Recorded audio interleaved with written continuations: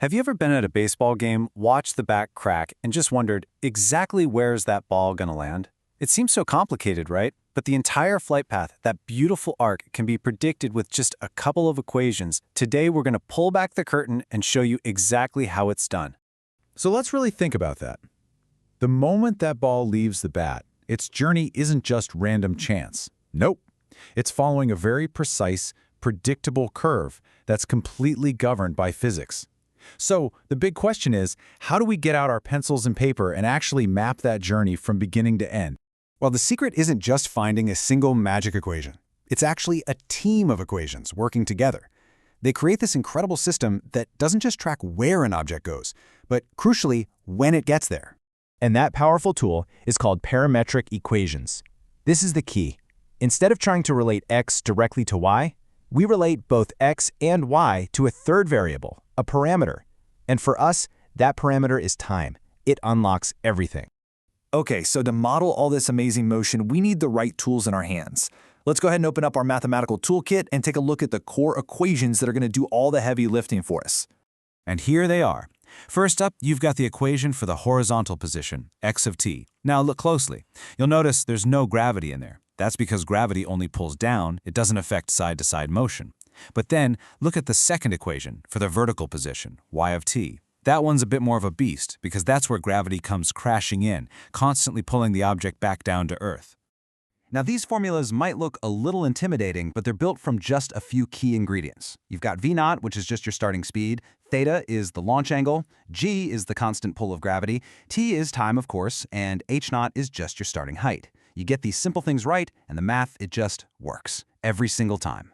And you know what the best part is? We don't always have to wrestle with those big core equations.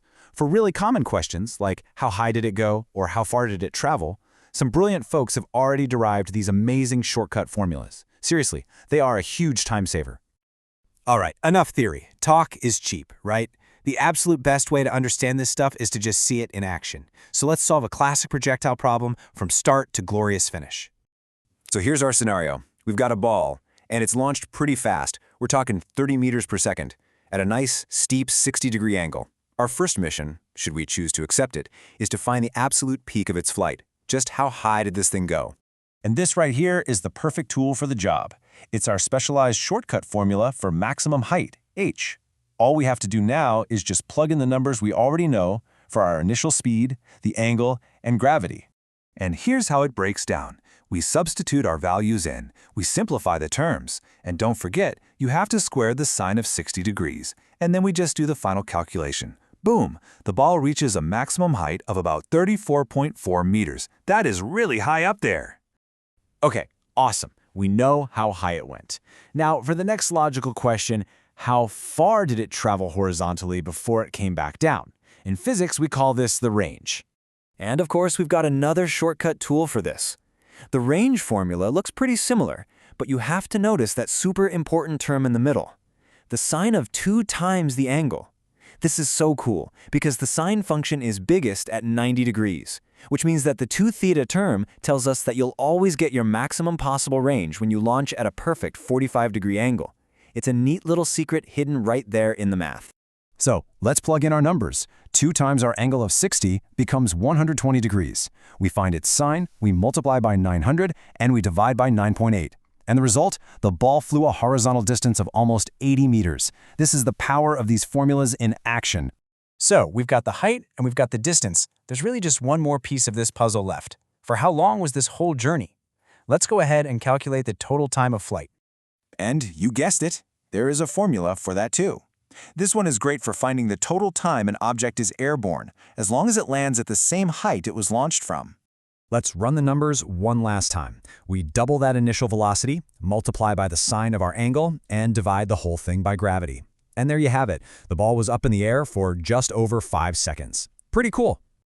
Now, these calculations are incredibly powerful, but I have to warn you, they are filled with a few common traps that are super easy to fall into. So let's go over a couple of pro tips to make sure you get the right answer every single time. Okay, listen up, because this is the single biggest mistake people make. Check your calculator mode. If your problem gives you an angle in degrees, your calculator has to be in degrees mode.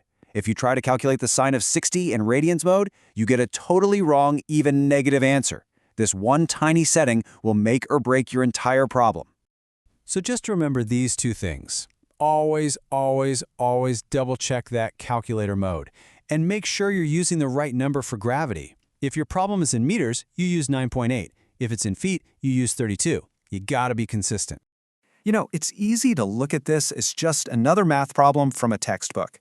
But the applications of this stuff, they are literally everywhere.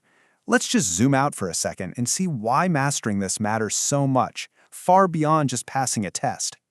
I mean, in sports analytics, teams are using this exact math to optimize every little thing about an athlete's performance.